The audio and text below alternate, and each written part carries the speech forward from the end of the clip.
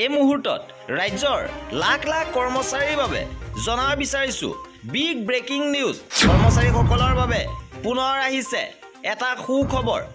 কৰ্মচাৰীসকলে এবাৰ 4 দিন বন্ধ লাভ কৰিব।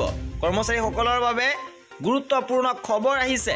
সবিশেষ জানিবৰ বাবে ভিডিঅ'টো প্ৰথমৰ পৰা শেষলৈকে চাই থাকিব।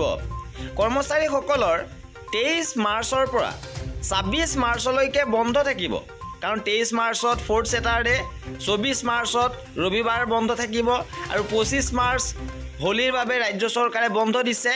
কিন্তু 26 মাৰ্চতো এতিয়া জিলা প্ৰশাসনসমূহৰ পৰা নিৰ্দেশনা আহিছে যে 26 মাৰ্চতো স্থানীয় বন্ধ ঘোষণা কৰা হ'ব হোলীৰ পৰিপ্ৰেক্ষিতত।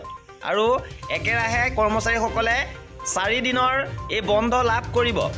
আৰু কামৰূপ জিলা প্ৰশাসনৰ ফালৰ পৰা বৰ্তমানে এই নিৰ্দেশনা প্ৰকাশ পাইছে। 26 মাৰ্চত স্থানীয় বন্ধ ঘোষণা কৰিছে কামৰূপ মহানগৰ জিলা প্ৰশাসনে। দৌল যাত্ৰা উপলক্ষে স্থানীয় বন্ধ ঘোষণা কৰিছে জিলা প্ৰশাসনৰ পৰা।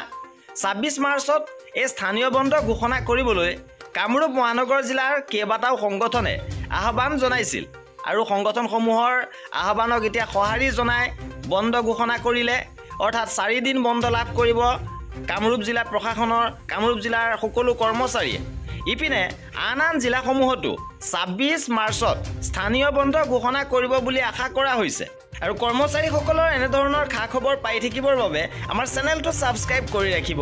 ভিডিঅ'টো শেষলৈকে চোৱাৰ বাবে বহুত ধন্যবাদ।